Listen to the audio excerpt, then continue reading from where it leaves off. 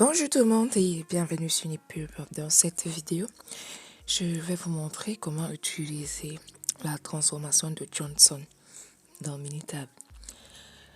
Je vais ici essayer de répondre à la question d'un abonné qui en fait se demandait comment utiliser en fait cette transformation, sachant que il y a quelques mois déjà j'avais publié une vidéo sur la loi normale, dont tout part du test de normalité.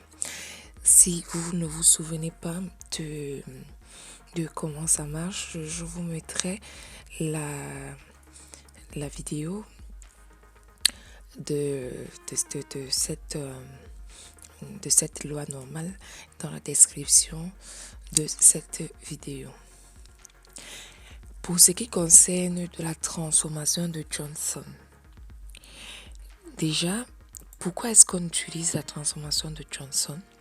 C'est pour déterminer si les données transformées et les données initiales suivent une loi normale. Et ça permet aussi également de stocker les valeurs transformées dans une feuille de travail. Donc là, je vous montrais déjà le chemin. Il faut aller dans Stat, ensuite outils de qualité. Et après, vous verrez ici transformation de Johnson. Il faut bien évidemment avoir des valeurs, comme ici, pour pouvoir les transformer. Avant de faire ceci, je vais déjà rapidement faire un test de normalité pour voir si mes valeurs suivent une loi normale. Donc, je vais déjà commencer par faire le test de normalité. Donc, pour cela, vous allez dans Stat. Ensuite, on va rapidement ici, allez, si ça veut bien, Stat élémentaire, test de normalité. On va choisir nos valeurs et ensuite, on va faire OK. En prenant bien évidemment l'AD, c'est-à-dire Anderson-Darling, pour le test de normalité. Et on a ici comme résultat une courbe qui est toute pourrie, c'est normal. Là, on peut voir avec la valeur de P, ici, qui est inférieure à 0,05, on peut ici déjà conclure que cette loi ne suit pas, ces valeurs ne suivent pas la loi normale. Pour transformer donc ces valeurs, pour qu'elles puissent suivre la loi normale, on va aller dans Stat, ensuite outils de la qualité et on va sur transformation de Johnson.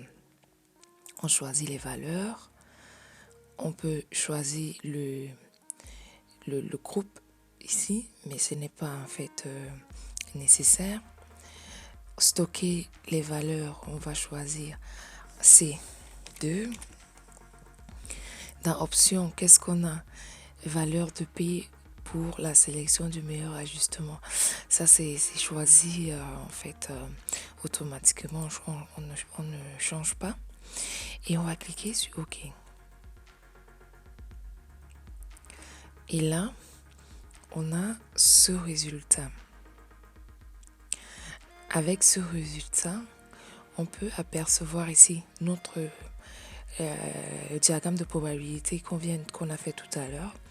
On voit ici que pour des valeurs initiales, les données initiales, on a un résultat qui est tout pourri et ici, la valeur de P ne suit pas la loi normale. Donc avec P inférieur à 0,05, on ne suit pas la loi normale.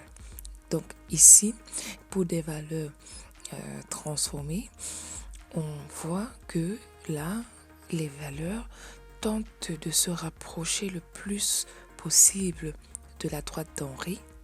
Et on pourrait ici dire que ces valeurs suivent donc la loi normale, ce qui vient être confirmé ici avec la valeur de P qui est supérieure à 0,05.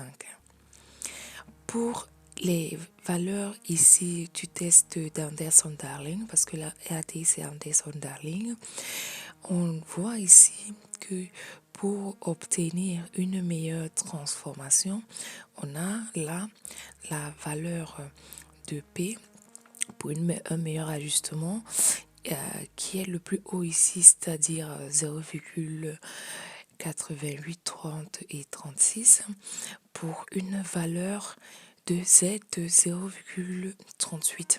Et ici, vous avez donc la courbe.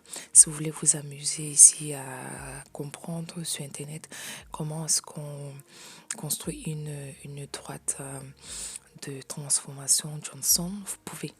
Cependant, pour conclure et en fait pour avoir une meilleure interprétation des résultats, il faut déjà utiliser la valeur de P et utiliser l'expérience en fait professionnelle.